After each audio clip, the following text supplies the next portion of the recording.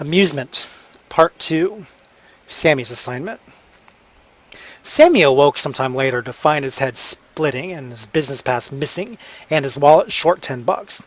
As his vision slowly returned, he looked around to discover that he was alone. All the people with the annoying smiles must have already gone inside. In the wake of madness, he couldn't help but feel vindicated by the peace. In the unusual silence, he could almost hear his heart echoing. Even though he tried to maintain his equilibrium as best as he could, his head throbbed so violently that it contorted his brain. Or that's how it felt, at least. He stroked his temples to massage the pain away, but the world around him pulsated in a dizzying fashion, and he wasn't certain that he was actually touching his temples. Managing to stay balanced, he took a step forward, but barely. His body endured a slight tremor from the shock to his brain. It was a challenge to maintain straightness, but one he couldn't let himself lose. His boss was still waiting for him. The pain from his injury would have to ride in the back seat. He carefully walked in a zigzag pattern down the ramps toward the parking garage exit. Sammy approached the guard shack while the world around him did the cha-cha. His steps were uneven, but he managed to hobble to it. The doorframe appeared secure enough to hold his balance, so he rested his hands against it for a moment and looked inside the shack. Another parking attendant sat on the stool inside, reading a Happy Funland brochure. The new attendant looked up and smiled. "Welcome to Happy Funland, kind and happy sir," he cheered. "Hope you enjoy your stay." The new attendant's smile did the wave for Sammy. He decided his $10 wasn't worth it, so he continued toward the park's entrance. The welcome sign pulsated with brightly colored neon lights, highlighted with floodlights, strobe lights, and other ridiculously lavish light sources. An array of cartoon character icons surrounded the welcome sign, each with hands outstretched toward the entering public. A three-dimensional display of a ceramic black and white cat loomed large over the entrance, sporting a sly, whimsical smile and an upturned thumb towards her tight, wiry whiskers. Sammy glanced at his watch as he approached the bold, flashing entrance to Happy Funland theme park. He felt the heat rising under his collar as he realized he was now 30 minutes late, or 40 minutes, or couldn't actually tell what time it was thanks to the twisting of the hands before his warp-sensitive eyes, but he was certain his boss would chew him out over it regardless. Laying the metal rod against the parking attendant's face might have been a sound business decision after all. He made a mental note not to let a good opportunity pass him by in the future. No, violence is still not the answer. It would always be a bad decision. He couldn't forget that. He nodded to himself to cement the reminder. His temples throbbed at the thought. When he returned focus on the entrance, he found himself standing before a fuzzy turnstile where a 3-foot-tall admissions agent waited on a stool in his green and yellow striped Happy Funland uniform collecting tickets for the admissions box. The collector's tiny body stretched and wiggled through Sammy's vision, and his chest puffed with the confidence of a loon. "I can't let you in without a ticket, sir," laughed the ticket collector. "Happy Funland doesn't do charities." Sammy resisted the urge to push the ticket collector off his stool. He clutched his head to resist the temptation and, perhaps, to alleviate some of the pain he felt. "I'm here on business," he said. The ticket collector said nothing. He merely showed off more of his teeth, the ones from further back. "Please," Sammy said, "I'm trying to be respectful here. I'm here on business. Dinners and Waters marketing meeting. I should be on the list. Name Samuel McGuinness." The ticket collector blinked at him. "The list," Sammy said again. "I was told I'd be on it." Blink. Sammy's neck grew hot. Above the back of his jaw, up past his ears, he felt the fingers grasping for the surface of his temples, searching for a few strands of hair to pull. "Why aren't you checking your list?" "What list?" the ticket collector said. "Entry requires a ticket." Sammy reached out and grabbed for the ticket collector's stubby little shoulders. "I'm here on business, you pygmy," he yelled. "I don't take pleasure in places like this." The ticket collector gasped at Sammy's brash statement. His clawed fingers covered his open mouth. "That's impossible! Everybody takes pleasure in Happy Funland." He lowered his hand and flashed his jagged little teeth again. "Anyway, you still have to show me your business pass if you want in on business. It's our policy." "What business pass?" "No one said anything about a business pass." "You get them at the ticket office. The kiosk with the black fur all over it. Same price as a regular ticket." "What?" "They're the same as a regular ticket, but they say business pass on them. They're a collector's item. You have to pay double if you want to take it home, though. Please, let go my shoulders. You're starting to hurt me. The pain is only mildly pleasurable." The ticket collector tried to pry Sammy's hands off his shoulders, but he was a split second too late. Sammy picked him up and shoved him over the turnstile, flipping him to the ground. Sammy stepped over the top of the turnstile and tried to kick the collector as he hobbled on his way past. He'd question the professionalism of his actions later. This one just felt right. "Why don't you exercise a little trust in your business associates?" he said. "You still have to pay," the ticket collector said. Sammy rolled his eyes. He wiped his hands on his pant legs to erase the ticket collector's scent from his palms. "We will collect!" The ticket collector's voice rose in pitch. "Happy Funland always finds a way!" Sammy flipped him off. The ticket collector merely spluttered in his laughter, and soon his voice became drowned out by the sudden rush of ambient crowd chatter. Not a moment too soon, Sammy thought. His was the type of laughter that ushered in the final seconds of a time bomb. Orderly slabs of concrete tiles slipped by under his polished loafers as he lumbered down the walk and fought to maintain his balance. When he gazed up from his unsteady feet, Sammy surveyed the land before him. The depths of the theme park opened and panned out from a narrow alley of souvenir shops to a vast collection of capitalist fantasies. Shops, restaurants, and various forms of kiosks were set up along the widened walkways. Branching concrete paths stretched off in a web of directions, leading to park attractions like cartoon-themed Ferris wheels, go-kart tracks, and roller coasters. Calliope music floated from one end of the passage to the other, dancing in circles around Sammy's agitated ears. The scent of cotton candy assaulted his nostrils. Madness knew no boundaries. After hobbling a short distance down the walk, dodging massive crowds of irritatingly amused tourists, he stopped in front of an outdoor movie attraction starring the theme park's playful mascot, Nippy the Cat. As he stood behind a group of kids who were watching a Nippy the Cat cartoon on the big screen, he stuffed his hands in his pockets and swayed. These kids were the future of the company, and if this investment went through and his team got the marketing bid to promote both companies, these kids were also the future of Dinners and Waters. He studied them as closely as his unfocused vision allowed. They laughed in their bellies as the short and nimble Nippy pounced around on the tops of bald men's heads at the barber shop and dodged the angry barber's assaults of flying shaving cream. Sammy was not amused by what he was seeing. He was disappointed in the children for laughing at it. They were falling for the trick. Each glob of cream that missed Nippy went splat in the faces of each barbershop customer. The cartoon music, though deafening in its own right, was barely loud enough to drown out the raucous laughter of the children. Sammy removed his right hand from his pocket and used it to pick his teeth. Even with the psychedelic spinning that occurred in his mind, he was not impressed with what he saw on any front. This was the audience, and Nippy was the product. Unbelievable. And now, nothing had changed. His chest sank at the sight, but tears were unprofessional. He continued on. Sammy wove through the large crowds, trying to reach his destination as fast as his shaky legs allowed. The multitudes of colors in every display, every shop, and every ride spun around him like a pinwheel. People smiled as they let blue balloons, red balloons, and pretty much every color balloon float from their wrist. Other people laughed as they played with their fake cat ears, twitching at the yellow fur, green fur, and every other color fur that matched the balloons. He pressed hard against his temples as he watched people wearing Hawaiian t-shirts and Kodak Advantage cameras walk on by, tugging collars, snapping photos, racing for the mounted squirt guns at the edge of each path. This place was far too colorful for his suit-and-tie persona, certainly, and the spinning rainbows contributed to his headache. But like he had felt about the children, he wasn't disappointed in these tourists for enjoying themselves. Sammy understood the occasional desire for color, and he wasn't about to complain over their personal investments in balloons and multi-patterned shirts. His complaint was rooted in the typicality of it all. These people were doing exactly what Happy Funland had conditioned them to do, which was exactly what other theme parks all across the world had conditioned them to do, which was exactly what he had once nearly succumbed to himself during a weaker period in his life. He had to block it all out. He stared at the zigzagging ground until he could reach his destination. He would not let them get to him. He found his destination behind the infamous Bueller Wheel, a 50-foot-tall musical annoyance featuring a stout, feathered character with long legs named Bueller Bird. The delight radiating from the prospective passengers waiting in line, each awestruck by the sheer size of the ride, crawled then dashed onto Sammy's nerves. He did his best to ignore them, but their oohs and their ahs pelted his ears relentlessly.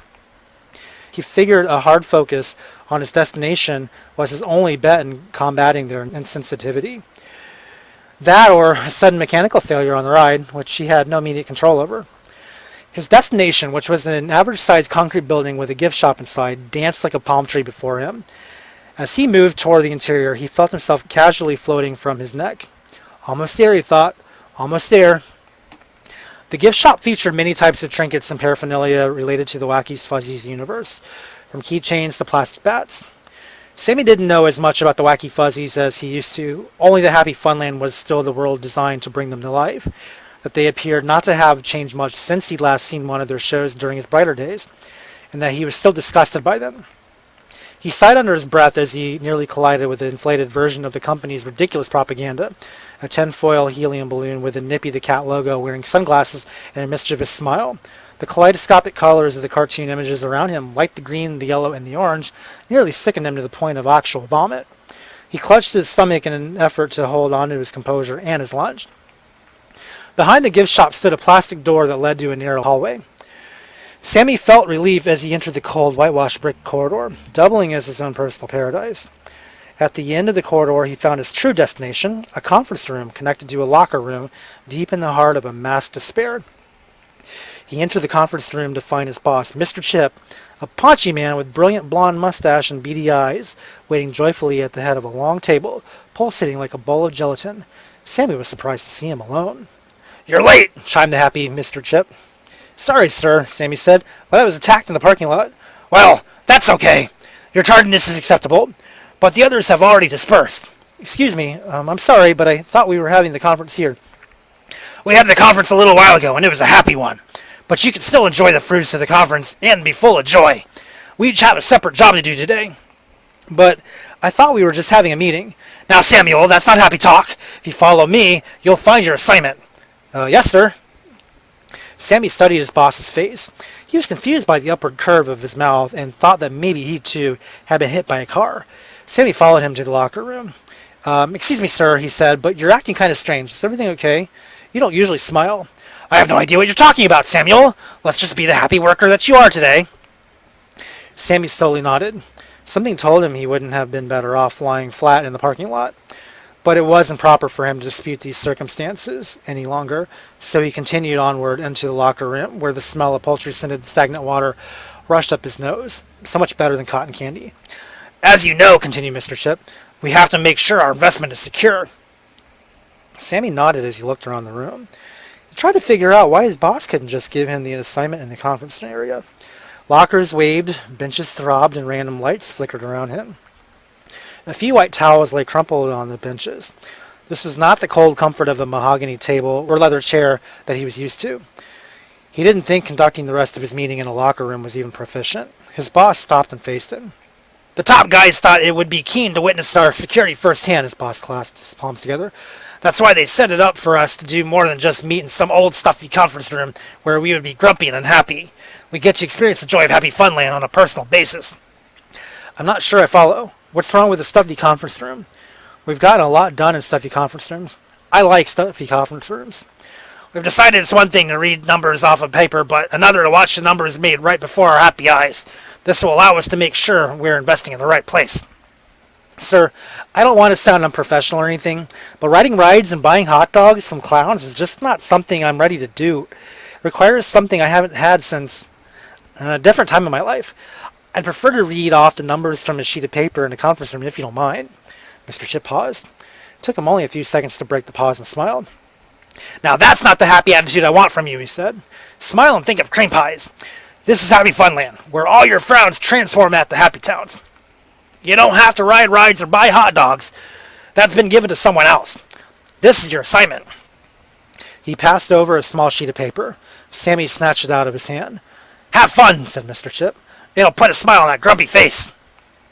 Sammy's head did a few cartwheels as he tried to focus on the words written on the sheet of paper. He could make out most of them, but some swing danced with one another, so the words didn't make a lot of sense. He rubbed his temples to try to simulate coherence, but the intensity from his fingers caused the letters to do bigger flips before his eyes. He handed the paper back to his boss. "Maybe you should just tell me what to do." "Is something wrong? I thought the instructions were clear." "I can't see straight right now. I've got a splitting headache." "Is it because of the red crayon? I can write it in blue if you'd like." "Sir, it's not the crayon. I just can't read anything right now. The words look like streaks on paper to me." Mr. Chip put his hand on Sammy's forehead. Sammy carefully took his wrist and brushed it aside. "Sir, please, I don't feel my head. It's not a fever." "Well, don't worry, Sammy. I've got the perfect thing to relieve that minor setback. It's in my locker. Just give me a second." "You have a locker?" "We all have lockers. The company gives it to us for being potential partners and shareholders in this place. It's like we're employees here. Isn't that exciting?" Mr. Chip swung his fist for emphasis. Sammy didn't answer. It costs us a pretty penny, Mr. Chip continued, but it's oh so worth it. Mr. Chip walked with a spring in his step to a locker near the room's entrance. On reaching it, he fiddled with the lock before it popped open. As the door clanged against the neighboring locker, he knelt down and rummaged through the bag he had resting on the floor. Sammy swayed as he glanced at blue and purple spreadsheets hanging from the tight metal walls inside. He also saw some red and green floppy disks sitting on the top shelf. The color swirled around like a bowl of fruit yogurt. The brightness of the hues disturbed his head even more. He pressed firmly against his temples, hoping to alleviate some of the pain. If there was a miracle cure waiting him in that bag, he was certainly ready for it. Here you go, Samuel, said Mr. Chip as he flipped a colorful pill in the air and caught it with the back of his hand. The pill poised between his knuckles a few seconds before falling to the moist tiled floor. What are you doing? Sammy asked. Just having some fun. After all, this is Happy Funland. Sammy shaded his eyes from the intense overhead light as the question of why me floated around in his thoughts. Mr. Chip plucked the pill off the floor and tried to balance it on his finger. It trembled for about 2 seconds before falling again. Okay, he said. Maybe I'll just keep this one. He picked the pill off the floor and popped it in his mouth. Sammy removed his hand from his eyes as his boss staggered, sucked his cheeks in, and rolled his eyes about. Okay, he said. This one's for you. Mr. Chip rocked to the side as he turned around to face his locker. His body convulsed into many forms as Sammy watched him bend down and reach in his bag. He returned a moment later with 2 different colored pills in hand. Mr. Chip curled his lips as he bounced his attention from one pill to the other. The confused look on his face suggested he didn't understand what he was looking at. Okay, he said. I believe one of these is ibuprofen. Make sure you eat something before you're taking it. You can tell Edison to get you a hot dog when nobody's looking. Sammy tried to focus on both pills. The colors merged together to form one super pill. He couldn't understand why his boss had produced them both. Sir, are you sure this is the right thing? I know my head hurts, and my eyes are playing tricks on me, but... Sammy, come on. I'm your boss. You can trust me. This is like taking aspirin. Sammy narrowed his eyes as much as his head had allowed. Yes, that's usually true, but... But nothing. I'm giving you ibuprofen. Plain and simple. Trust me, Sammy. Be happy. Sammy studied the 2 pills. Neither one looked like ibuprofen. Am I supposed to take them both? If you want. Let me ask it another way. Are they both ibuprofen? Mr. Chip nodded in a circle. It was a yes and a no, or maybe neither one. Sammy couldn't tell. Sir? Are you questioning my judgment, Miss Guinness? No, Sammy said. Just clarifying. You said you thought one was ibuprofen, right? Yep. So only one is ibuprofen, not both? Sounds about right. What about the other one? Mr. Chip shrugged. Not sure that's an answer, Sammy said. Sure it is, Samuel. Everything has an answer. Are you questioning the big cat's judgment? No, I just... You mean questioning your judgment? That's what I asked. Sammy pinched the bridge of his nose. His headache was moving into his cheeks. I'm not questioning your judgment, sir. I sure hope not. That would make me very angry. Very angry indeed. Which one am I supposed to take? Sammy asked. Mr. Chip nudged the palm of his hand towards Sammy's chin. It was open, like a display tray, beckoning Sammy to partake of the goods. Which one would you like? The one that will get rid of my headache. Mr. Chip gestured forward again. The smile on his face was haunting. Sammy knew his boss well, and this man was not the man he knew. Not completely. Exactly, said Mr. Chip. The man who often told the marketing team at Dinners and Waters what to do in the most abstract terms before any potential partner or client came through the door with a pitch was the man standing before Sammy now, aloof as ever. There was nothing completely off-color about the situation, in truth, even if it was more challenging to decipher his instructions than usual. This moment was certainly an original take on a usual Monday theme, managerial control. Mr. Chip, even in his most unusual of circumstances, had to be worth some trust. After all, if Sammy didn't exercise complete trust in Mr. Chip, he wouldn't have agreed to meet at Happy Funland in the first place. But still, something was wrong here. Sammy looked long and hard at the pills. The colors of orange and white meant nothing to him since they were growing and shrinking before his eyes anyway. He took a wild guess and grabbed for the orange pill. He thought it was the orange pill. It seemed harmless enough. The pill was small, possibly easy to swallow without water, and it had some word written on it. He wasn't sure what the word said, but it must have been some branding, maybe even one he's heard of, and he was certain he'd taken the orange pills before, so it must have been aspirin. Certainly Mr. Chip wouldn't lie to him. Why would he? Without giving it another thought, he popped the pill in his mouth, closed his eyes, and swallowed hard. A moment passed. Wait! said Mr. Chip, looking at the white pill. I think you took the wrong one. I think you took the free one.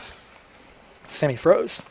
He felt the internal pain behind his ears slowly lifting away, as well as the rest of his head. The benches before him looked rather comfortable at this point, so he bent down and grabbed for the closest one. Grasping the firm wooden surface, he slipped down onto his belly, and rolled on his back. Above him, the ceiling faded in and out from solid light cyan to harsh mechanical blue tiles. He stared at Mr. Chip as his image blurred back into focus. His boss's eyes and mouth contorted with delight, while his skin started to look hand-painted with a soft peach and his suit with a purple shade of black and dull white. Everything started to resemble a cartoon. "What did you give me?" whispered Sammy. I think I gave you the happy pill, said Mr. Chip. I meant to give you the aspirin. You gave me a choice of both. It was 50-50. With all due respect, what did you expect would happen? Now, Samuel, I sense that you are unhappy. What did I say about being unhappy? And what did I say about trusting my judgment? Sammy wasn't sure what to do at this point. He knew there was a mission for him to undertake, but the bench was getting very comfortable, and the world was getting very animated. As he lay flat on his back, he felt all the pressure from the aches in his body lifting away. He knew if there were ever a great substitute for a massage, it was the comfort of a good hard wooden bench pressed firmly against his back, his shoulders, and his neck. Within an instant, he had forgotten that he was ever hit by a car. A part of him started to forget he was angry too, but just a part. But it's okay, said Mr. Chip, as he slowly slipped in and out of his subconscious state. I took the happy pill too. They gave it to us at the door when we bought our ticket and said it was candy. It makes this place so much more delightful. By the way, your locker is the one next to the showers. You'll find your marketing material inside. Here's the ibuprofen if you still want it. After a moment of time and space resembling a rubber band, the world morphed back into a state of normality, or into something similar. The ceiling once again hardened into a light cyan tile surface, and the locker room stopped throbbing. Sammy turned his head in time to watch Mr. Chip sliding down to his locker door toward the firm tile floor. On touching the floor, his boss slipped off the door and fell backward on his bag. Sammy rubbed his hands across his forehead while Mr. Chip multiplied and divided himself before his eyes. The thumping pain was nearly gone from his head. All he still needed was his singular vision. He slowly raised himself to a sitting position, careful not to let too much blood rush to his head. As he sat upright, he focused hard on his boss, waiting to see if he'd return to a single form. Because the multiple images continued to dance before him, he figured the safest thing was for him to close his eyes. He stared in the face of purple darkness as he stood from the bench and outstretched his hands. He stumbled about the place, kicking benches here and there, and nearly tripped over his own feet as his fingers grazed the tile wall searching for his locker. The walls were smooth to his touch, but he knew there was more to find. He continued along the wall slowly, feeling for any change in the surface. Almost immediately, he felt a change against his face. He backed his nose off the side of the locker and felt around for the front. He knew that he was looking for the far end, so he felt his way down from one handle to the next, until he ran out of handles to touch. When he found himself clawing at the empty air, he assumed he was right there. He grabbed at the metal handle and tried to lift it. It was locked. He yanked harder, but it still wouldn't budge. He carefully felt for the empty air again, this time coming in contact with the corner wall. He realized he wasn't anywhere near the showers. After more touching and feeling his way around the locker room, he came to what he assumed was his. The smell of the showers had gotten much stronger, and his locker was supposed to be next to them. Since he was on arrival, he figured his business associates knew to keep it unlocked. Sure enough, when he fidgeted with the handle, it popped open with ease. He took a moment to let his dizziness pass. Then he opened the door to his immediate fate, hoping that it hadn't originally belonged to Pandora. Sammy reached inside the locker and felt something fuzzy on his fingers. The texture was like rubbing a shaggy carpet against his skin. What's this insanity, he wondered. He took both hands and grabbed hard at the carpet, forcing himself backward onto the tile floor and getting dogpiled by his new fuzzy gizmo. Ignoring whatever pain he might have suffered from the fall, he felt around the carpet to discover a wide opening. He shoved his legs in and lifted it around his body. Once he felt secure, sandwiched within the mystery material, he stood and felt around his locker for more of it. His fingers discovered a bulbous shape covered in the same texture, so he pulled it out and popped it on his head. All of a sudden, a rush of heat overwhelmed him, so he quickly felt for the shower room. On turning the tiled corner and encountering a shower knob, he twisted the knob to allow a stream of cold water to fall on his head. This was his first carpet shower. All right, come back for part 3 tomorrow. Thanks.